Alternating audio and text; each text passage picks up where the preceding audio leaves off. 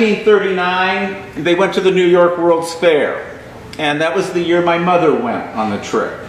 She was a country school teacher.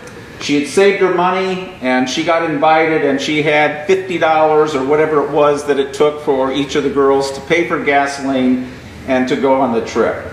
And they had known that Henry Ford was going to be at the New York World's Fair because, as we learned later, they began communicating with him.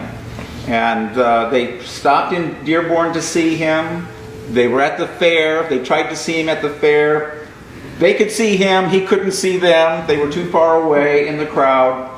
They even came back. They went through Dayton, Ohio, and there's a wonderful story about Dayton on their way back, and headed north to go to Dearborn to see him, try and see him one more time. 3 times on this trip they tried to see him, and they missed on all 3. But when they were at the fair, a Ford photographer took a picture of them, and the picture was sent back to Detroit. It's the picture that's on the cover of this book. And Henry signed 7 photographs, 7 pictures, and sent them to the girls in Bradford, Illinois. Now, there were only 6 girls.